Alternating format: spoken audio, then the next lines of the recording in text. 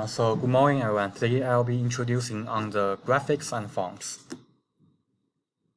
So the first part is about the graphics. So as we all know, we use photo to gain visual appreciation of reality, while we use graphics to help understand the massive, the intangible, and the hidden. The graphics on the newspaper actually became popular in the 1980s. It was possibly sparked by the US Today, and it was designed for the busy reader to grasp the important information at the first time. Here are some types of the information graphics. So the first one is maps. It helps readers to locate the news event, and a table used to make numerical information easier to read. The bar charts, which we are very familiar with, is to help visualize quantity. The figure chart shows the quantity over time. The pie chart shows the division of the whole into components, while the process drawings visualize the detailed plans. So the second part is our more important part about the type. So there are basically two types. The first one is the body type. It's for the text of stories. And second one is for display type. These are for something like headlines, blurbs, pull-out codes, and similar items that use large type. The legibility of the type means the ease with it, which a reader navigates the story. If it is easy to read, then it is legible. There's an example here. So both of the two lines are printed in 24 points, but you can see how the different setways. Usually, newspapers use more compact typeface for more space.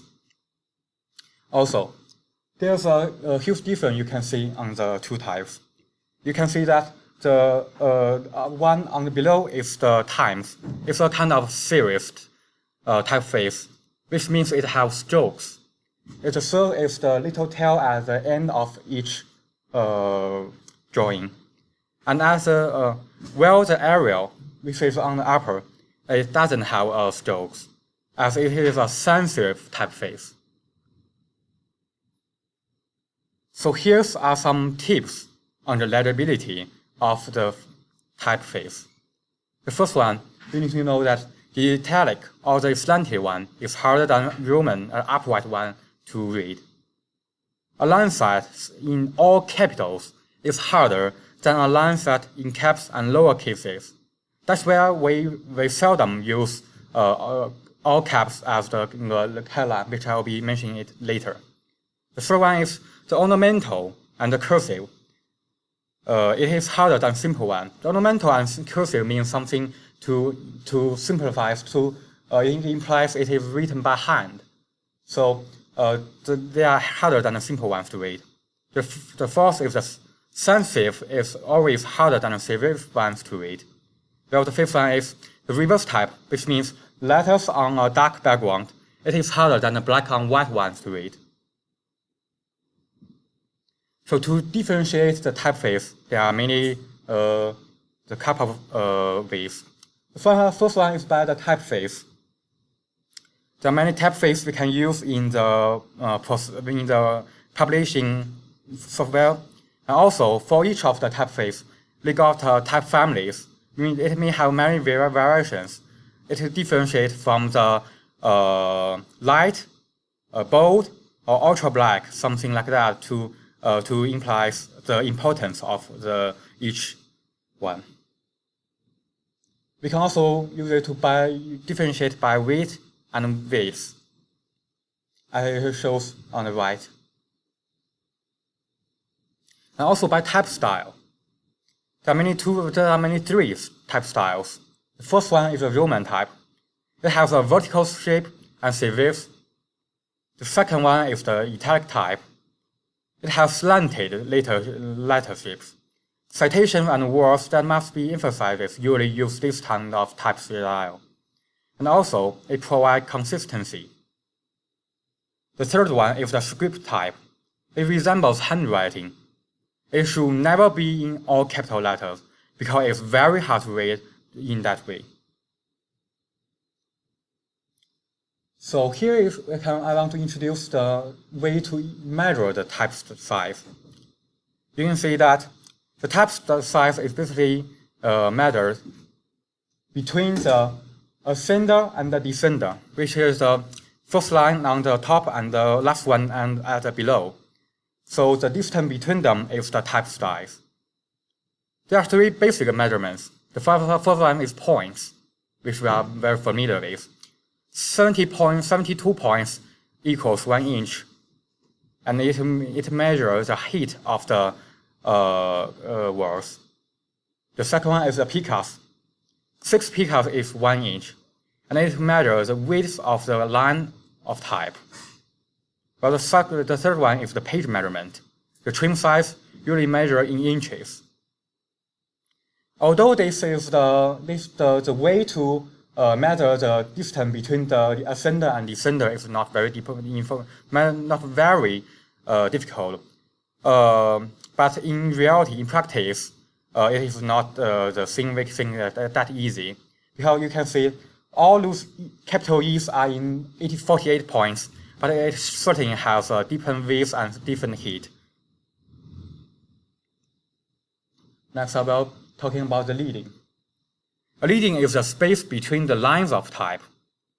It makes lines of type easier to read, and it gives reader more white space.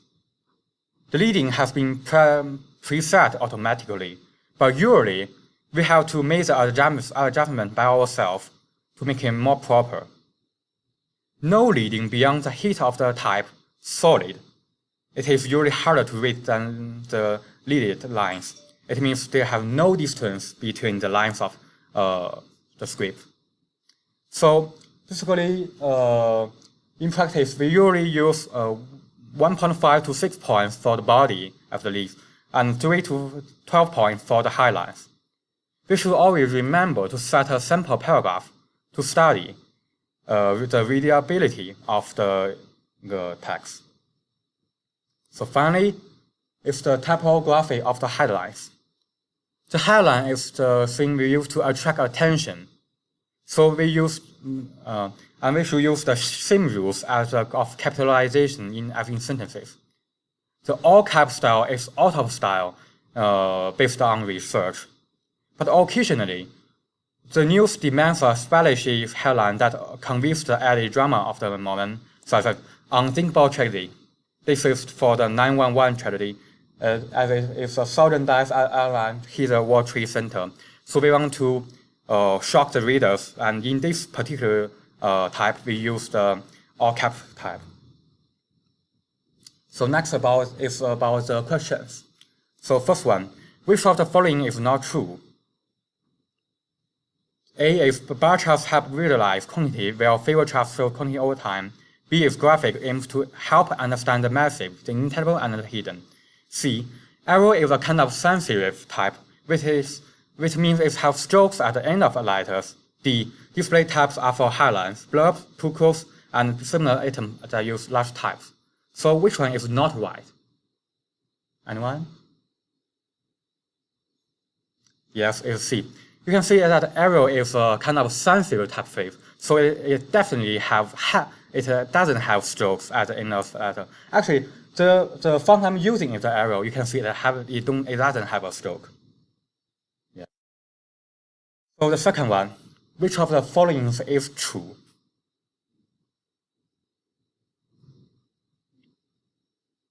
Yes. So what's wrong with the first three? The first one, ornamental and cursive style are definitely harder to read. B, reverse type is harder than black and white ones to read.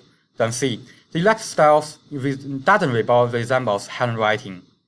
So the right answer is D. The third one, which of the following is not true? Yes, the all cap style it should be used less as it is out of style based on research. So basically that's all. Thank you. Thank you very much.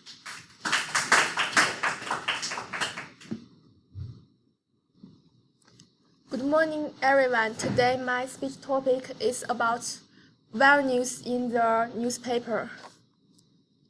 So, as we know nowadays, with the development of network, the newspaper had gradually lost much of their immediacy and some of their audience to radio, television, and the web. Although newspapers still provide unparalleled depth of information, the source of the information obtained by the newspaper is changing, and the wire news is playing an important role. So, what role does the wire news play? News from wire services play different role in different various media. For newspaper, which usually get second crack at wire stories after the broadcast media have used them, interpretation has become more important. For radio, television, and online media, breaking news provided by the wire remains a staple of the daily news report. So today, the mission of newspaper is to interpret, to explain, and amplify. We know newspapers still contain plenty of inverted pyramid stories provided the wires, but the wire stories favored by newspaper today are those that expand on the bare bones reports provided by radio and television. Most newspapers also prefer the second day list for second day wire stories. This type of wire stories highlights the difference between newspaper and other media. The broadcast and online media excel at delivering the news with speed. Newspapers have the time and the space to provide analysis and insight. So, what's the sources of wire news? The wire news have two sources. The first source is the wire services. The wire source is mainly owned by member newspaper and broadcast stations. For example, the Associated Press in U.S. The so-called supplemental wire services, syndicates, and news services formed by major metropolitan newspapers, alliances of such papers or newspaper group. So what these wire services provide for newspaper? More than 200 syndicates offering news, features, photographs, illustrations, and special services. In addition to giving sport and secondary news, these services provide news of sports, food, and fashion, and so on. Because news is both visible and written, so these organizations also handle graphics, pictures, and text. So how the wires operate? A wire services staffers rewrite from any source available, like smaller papers, research reports, and other public stations. Stories from the service subscribers may be circulated.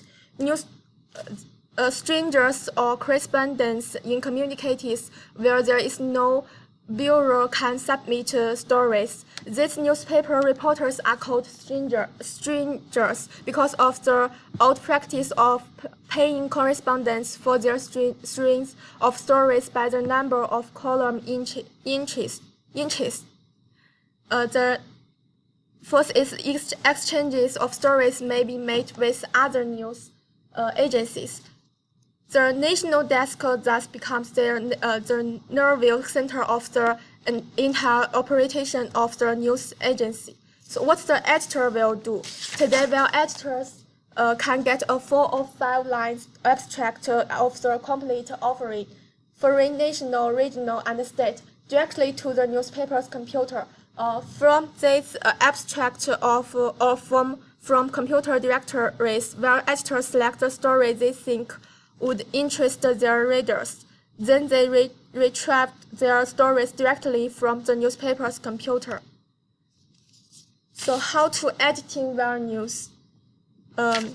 First, wire news usually carries a dateline, which indicates the city of the story's origin. We need to pay attention that the city of origin is capital letter. The state of nation is uppercase and lowercase letters. Second is stories that contain material from more than one location are called undated stories. They carry no deadline but a credit line for the web service. The third is stories complete from contents supplied by more than one web services carry similar credit lines. The fourth is when editors combine stories, all should be credited usually at the end of the story.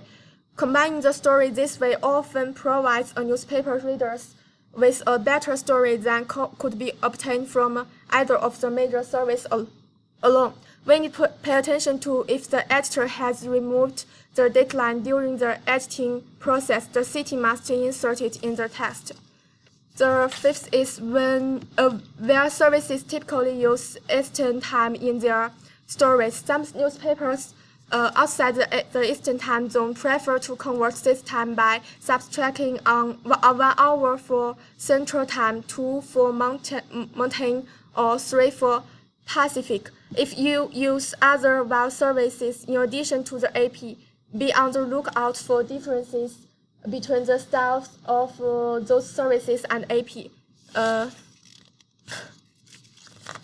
For example, the New York Times capitalizing federal government and administration, contrary to AP style. The Time writes third rather than 3 behind a name. So let's move to next part. How to cut the web services. Firstly, scan it to make sure it's in the inverted pyramid form. Second, thoroughly edit the first 4 or 5 paragraphs. Then ask yourself if whether anything would be left up in the air if the remainder were cut.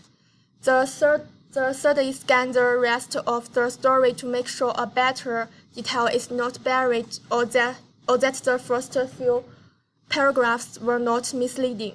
If necessary, move material up. If not, chop at that point. Finally mirror the story, then tighten to extra fit.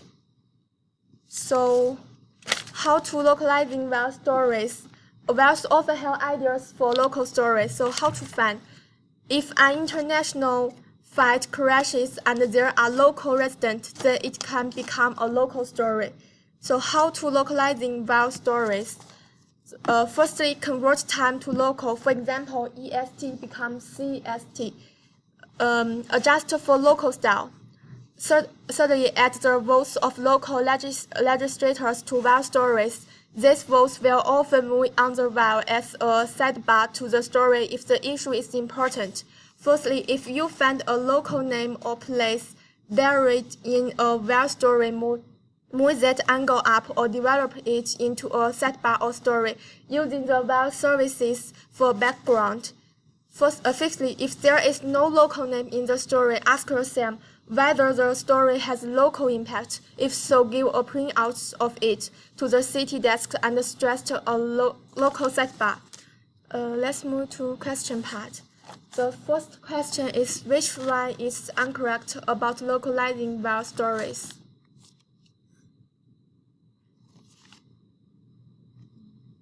Yes, the correct answer is C. The second question, which one is incorrect about the editing web news?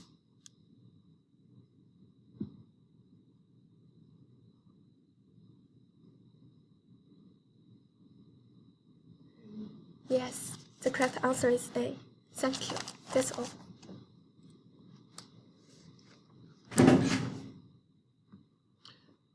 Okay.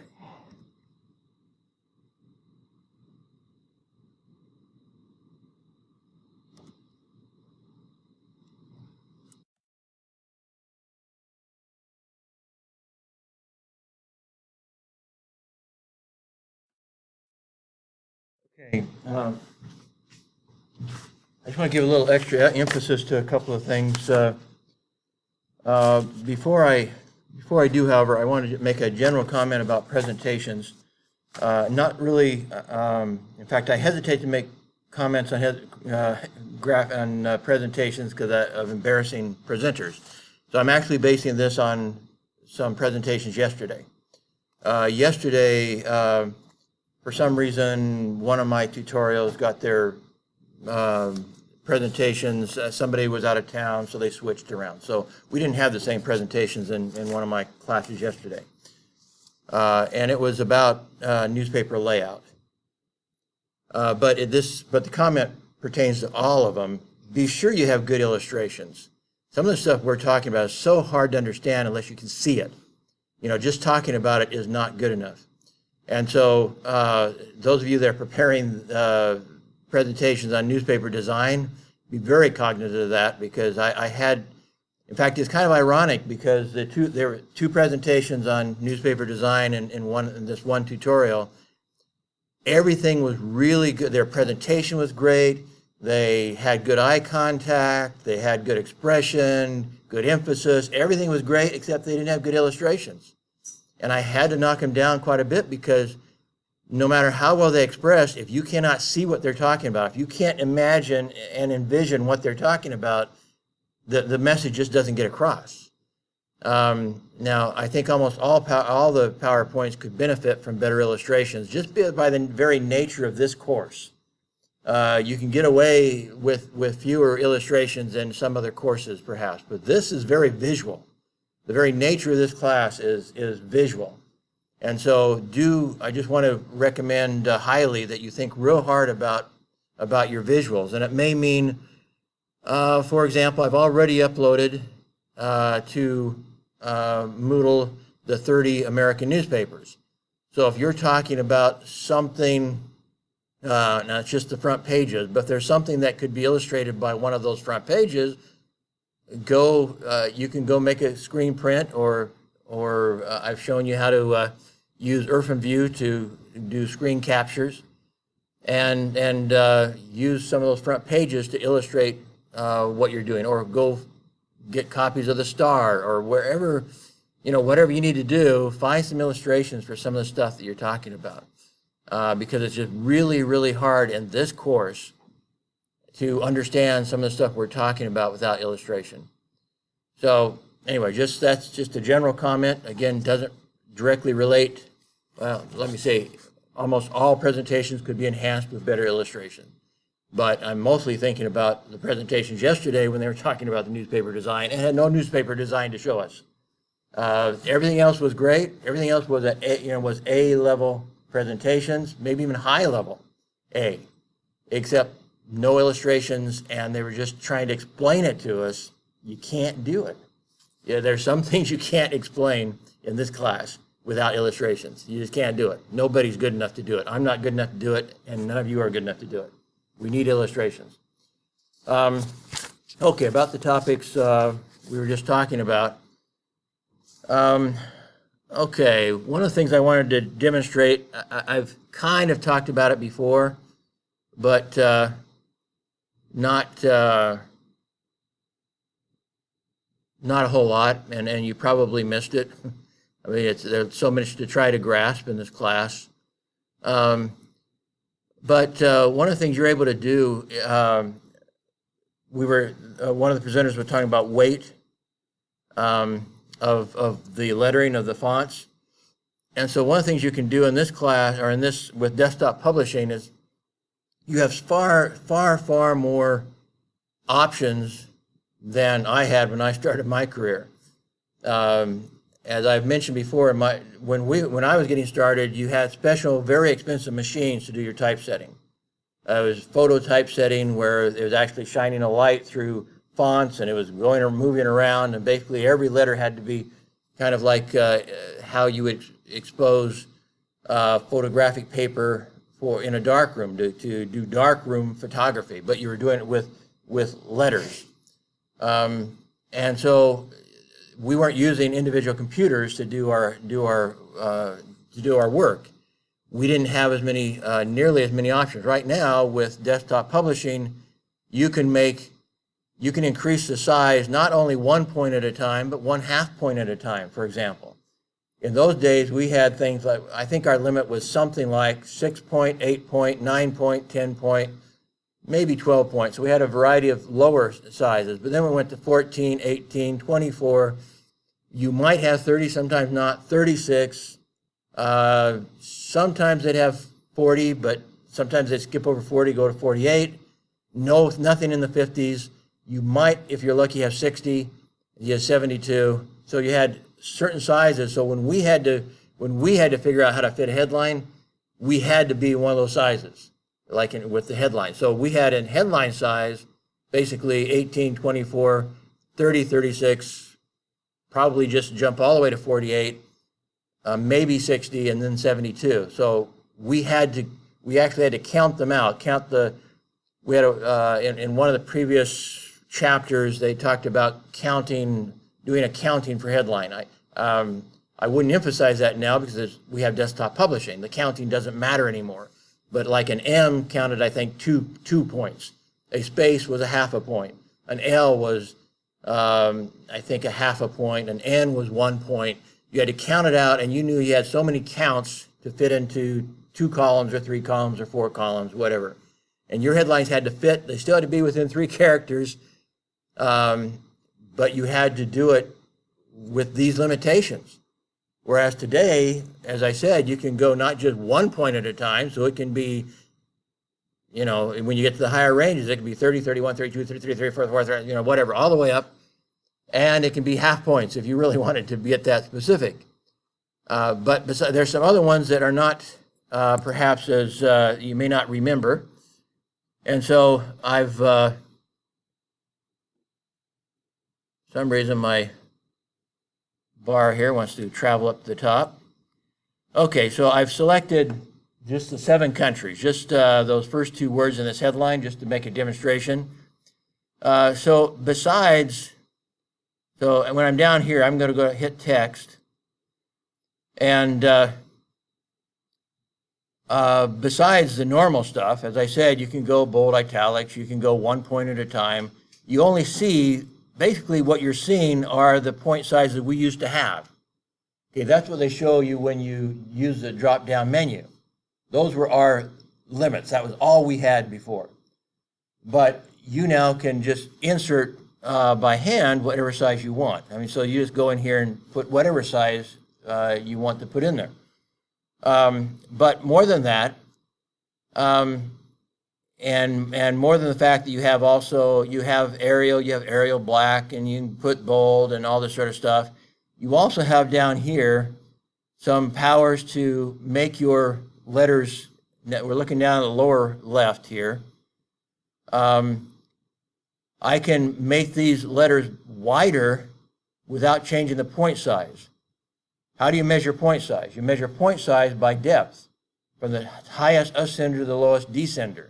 In other words, from the top of the T or D to the bottom of the G, the lowercase g. That's how you measure it, and 72 is 1 inch, American. I mean, it's in here you might just remember it by point sizes, but for us Americans, it's easy to remember 72 point is 1 inch, therefore 36 is half an inch, so forth, from ascender to descender. But here you can actually make your headlines look bigger without going taller. So by clicking over here, you see this little emblem down here. It shows an A and then arrows pointing left and right. So with that clicked, I can go over here and I can go. So you see it's getting fatter without getting taller. Now again, you wouldn't do it for one word or one line within a multi-line headline. Don't try to do that. But there are times when I've found when I put myself into design where I only have a limited amount of room for my depth, and I do want to fill the space. And even if it's just a one-line headline, I find it would be better. Again, not wanting to go taller, to just go fatter. And that's what this is doing. It gets fatter. And so you see that the 7 countries looks like it's a way bigger font than the vie for first. Yet it's the same point size. Point size has not changed here. It's still I don't know, what is it? It's 18 point. But that the 7 countries now looks as if about as big as the headline above it because I made it fatter. And so you have that option. I'm not sure about why I would use the other option. They have another option here for getting taller. So this one has the A and then the arrows going up and down. I mean, this basically does change the point size. Let me think. Anyway, I'll just demonstrate it first off. So it is changing the point size, and now too big to fit into that box. It can also go smaller, by the way. So you could go, and so now this one does change by definition the point size because point size is height. But it doesn't change the width. And I guess that's why that's the difference between this and changing the point size, is the point size changes both of them. If you change the point size, it's automatic. It automatically changes the height, but it also changes the width. Whereas this, you can change the height without changing the width if you really wanted to. Again, you don't want to overuse this stuff. But what you're seeing is desktop publishing gives you lots and lots of options that you may not have been aware of and that you certainly didn't have in the old days. So again, I can change the point size without changing the width. Again, you compare that. Let me bring this back up to 100%. Again, this will go taller or shorter. If I go bigger on the point size, then let me just go up to 24. See, that's gone fatter as well as taller. So it naturally increases the proportions both directions, taller and wider, which these other tools don't. The wider ones do not change the height, and the one that goes taller, in other words, changes the point size, does not go wider. So it gives you some more control, going back to 18 point. That's what it would look like normally. So you do have, I can't imagine myself using the taller one that much. I've never, I'm not even sure that, if that exists in InDesign, I didn't notice it before. It might exist in InDesign. But the fatter one definitely does. And I use it a lot in InDesign as well as here. Okay, another point.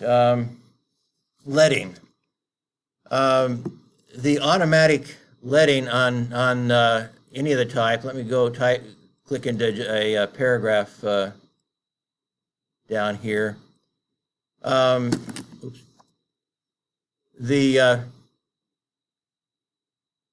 So sometimes they call it baseline, but that's in essence the leading. And so if you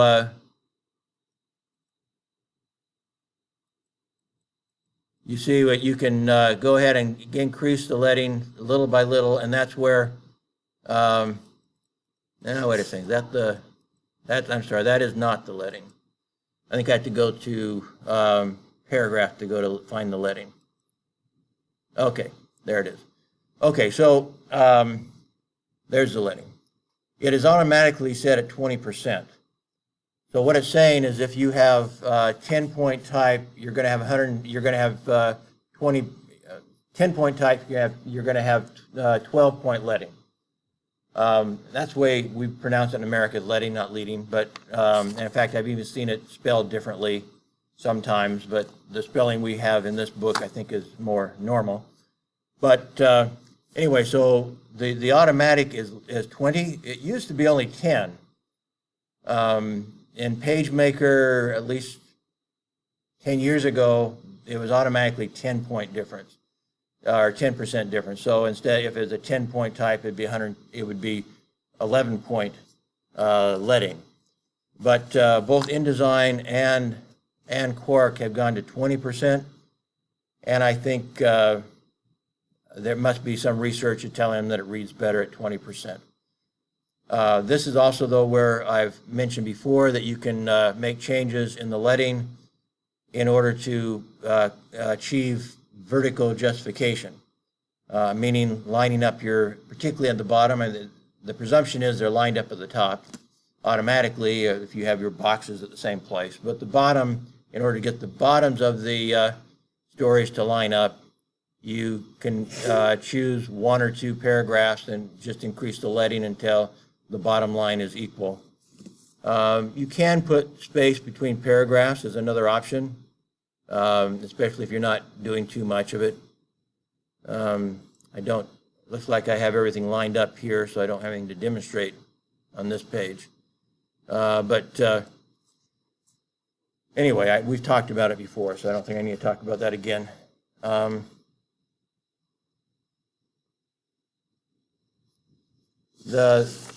We talked about headlines, one of the presenters did, and he mentioned it, but I want to reemphasize it because a lot of you are making mistakes on this.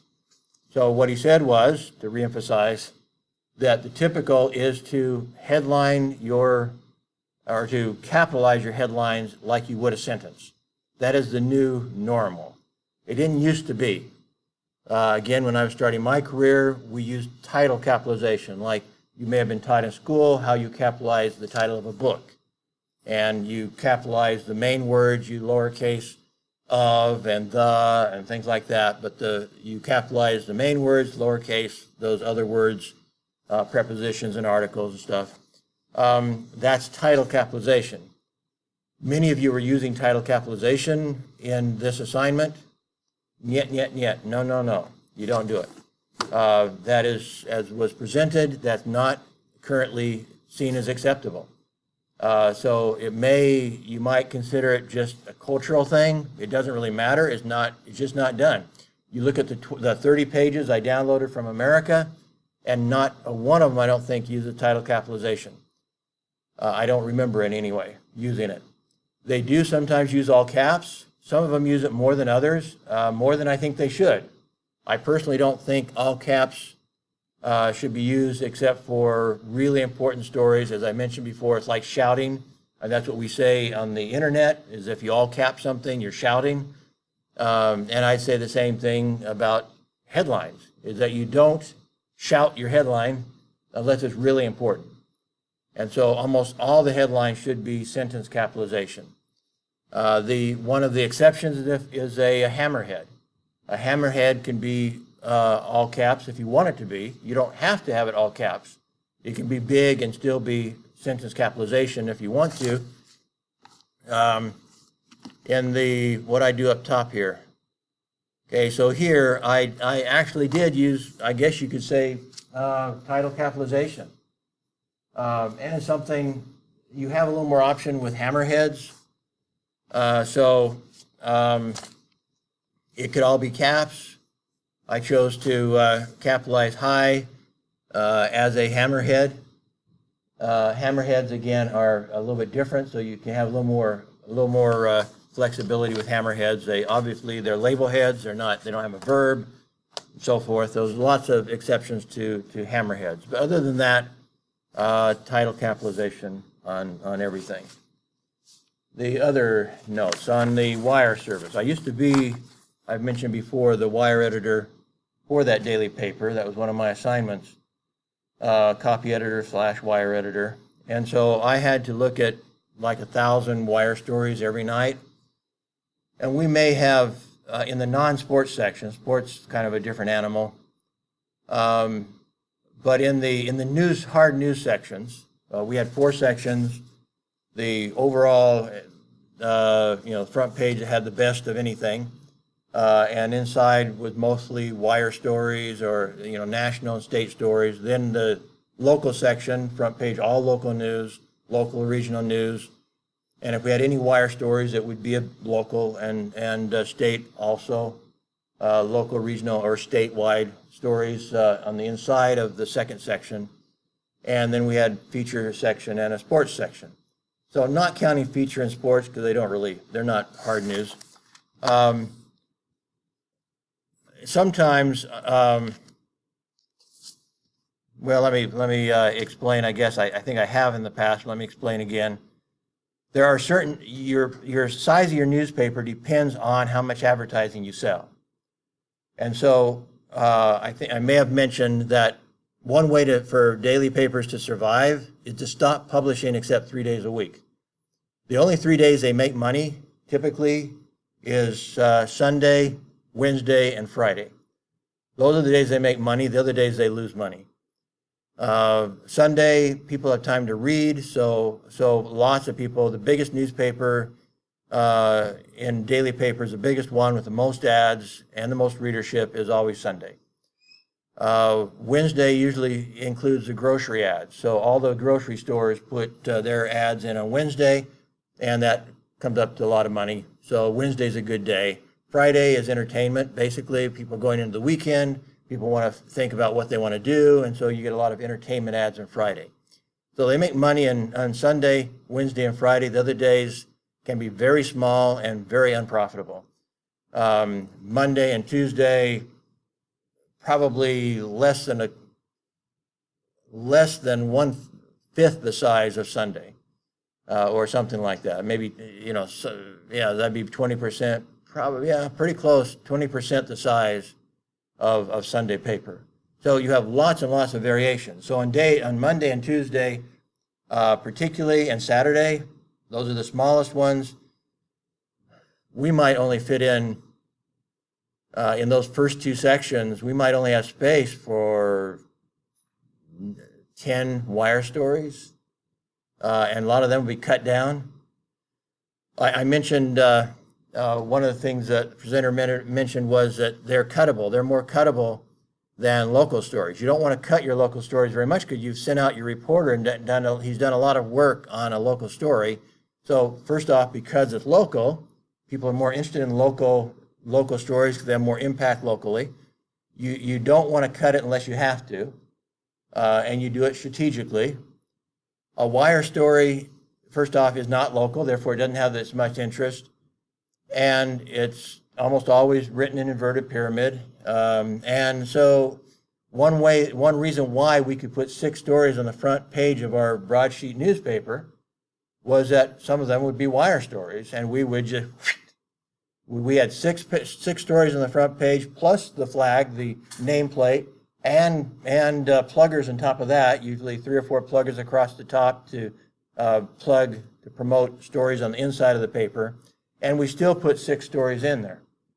And we usually had kind of an index at the bottom of the page. So we had much less room than you guys had for this. And some of you were struggling with 5 stories. We put in 6 stories, and we gave away a lot of that page with nameplate, pluggers, and index at the bottom. But one of the reasons was, as I said, we were using a lot of, some wire stories on the front that we would cut. In fact, the rule was we could not jump more than 3 stories. And so that meant that 3 stories had to be cut on the front page. We could not, and so we crammed 6 onto the front page to have more headlines to attract people's attention, plus the pluggers to attract people's attention. And we had to cut 3 of the stories to make them go no longer than what was on the front page.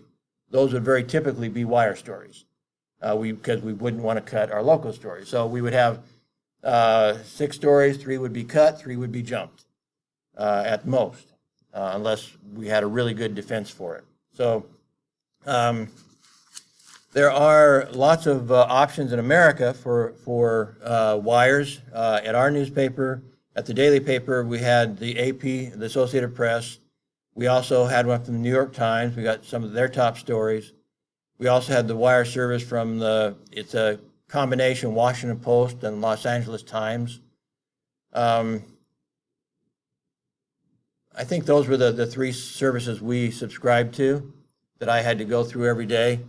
In my first job, we had Reuters, which, as you may know, is a British service. I also, again, mentioned before, but let me reemphasize that Associated Press puts out like 10 times as many stories as Reuters, and Reuters has 10 times as many employees as Associated Press. And that's because all the newspapers that belong to Associated Press contribute their stories. And so Associated Press does not need a lot of writers. They do have some, but mostly they get their stories from their members, and so they're not employees. So they just, part of your job, part of your contract with Associated Press, we get your stories and you get our stories, at least the important ones that we think you might want. We don't give you stories that you don't want. Talked about, well, the other thing it talked about localizing. That's really, really important. If you have wire stories, if there's any local angle, then you assign a local reporter to rewrite and to add the local content, and then you co-byline it. If you have the person's name, you'll say, you know, by Ken Harvey and so-and-so of the Associated Press. Frequently you don't have it, so you just say by Ken Harvey and the Associated Press, if I were to rewrite and do it myself.